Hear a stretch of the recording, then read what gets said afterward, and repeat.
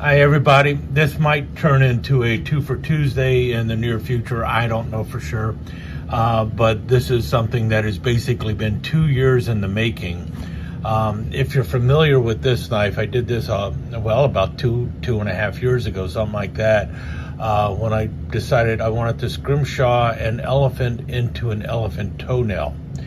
And around the same time, I came up with this idea of, wouldn't it be cool to make a knife that had like if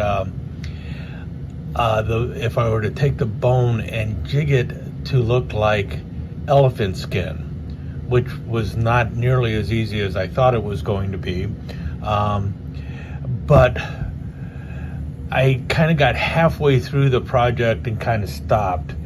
And then about the same time, about a year and a half ago, I also I found this little engraving tip that you put into a Dremel tool. Of course, this is actually a Craftsman rotary tool. But I decided, you know what?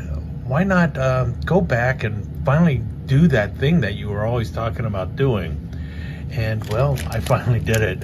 I should have did some pictures in the process of doing it, but this was the final outcome. Now this side over here, you see the cuts in here. If you ever looked at elephant hide, and I basically went online and took a bunch of photos, or stole a bunch of photos of close-ups of elephant skin. And what it is it's got all these grooves and everything in it, and then all the little black dots are where the hair follicles are, and those would actually be raised. They would be actual bumps, and so this is almost the reverse of what actual elephant hide would look like. But well, when you're jigging, you're removing, and can you imagine the process of trying to remove all that? Just isn't going to happen. But anyway, so it was like these random folds in the skin, and then all the little dots where the hair follicles were supposed to be. And so I did this, like I said, originally I was cutting this with an X-Acto knife, the same way I carved this. I carved it with an X-Acto knife at first, and then I started trying to make little holes in there with an X-Acto knife. That didn't work, and that's when I bought this little thing, and I started just poking holes in it with the engraving tip here, and that started working out a lot better. And then for some reason it just went to the side, and I never got around to doing the other side. I had the other side inked and everything else, but never got around to actually doing it. And so I was actually down here working on something else, and for some reason Singing Toad's video that I just watched yesterday popped into mind. And it's like, man, he showed that Marbles white smooth bone sunfish. I really need to go and grab that elephant toenail again and finish this up. And so I found the tip again, put it in the old rotary tool, and started cutting into here. I wish I would have cut a little closer. I should have paid a little closer attention, because you can see I missed like a spot there and a spot there. And then I started putting the holes in. And what I had done on this side originally was I had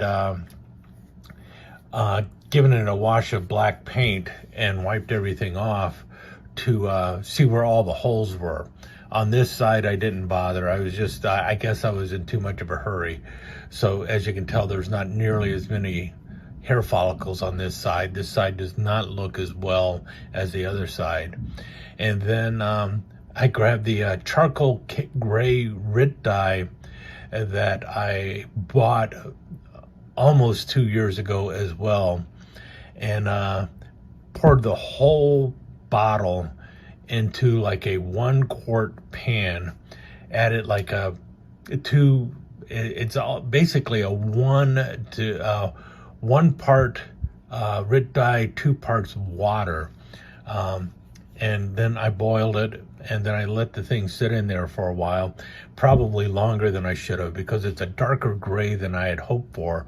So the charcoal gray really worked well to dye the bone, I guess is what I'm saying. If I had left it in there any longer, and this is only 15 minutes in, well, I brought it to a boil. I let it boil for about a minute, and that was not a rolling boil. It had just started to boil. I let it go for about a minute, turned it off, and then this is about 10 to 15 minutes in the charcoal gray. And then I took it out and rinsed it all off. But came out, well, it came out better than I was expecting it to come out. Let me just put it that way. I was really happy with it. And, I think it is something, with a little more practice, this would have looked a whole lot better on this side. This side, I think, looks a whole lot better. This is the side that I was actually cutting it by hand, and then I put the dots in with this. Could have cut this by hand too. I don't think I can cut it now because I've already dyed it. And if I were to cut it, well, you know what? Maybe what I might do is cut some of this out by hand and then re-ink the lines. That might be what I can do. And same thing, I can maybe drill a few more holes in here and re-ink it. That might work. But in any case, for right now, I just wanted to show it to you. I thought, man, that came out pretty good after all. So now I have my white smooth bone elephant toenail with an Indian elephant on the front.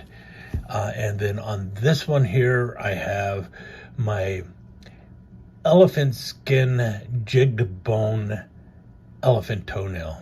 And, well, as you can tell, I'm pretty excited about it. I think it looks pretty cool. Something that maybe Rough Rider can consider in the future, or maybe Marbles. But they definitely have to put it on the sleeve board handle, because that's the true elephant toenail in my opinion. In any case, thought I'd share that with you, and as you can tell, I'm pretty excited with it. I really do like the way that came out. That is such a pretty shade. Could have been a shade lighter, but all in all, pretty cool.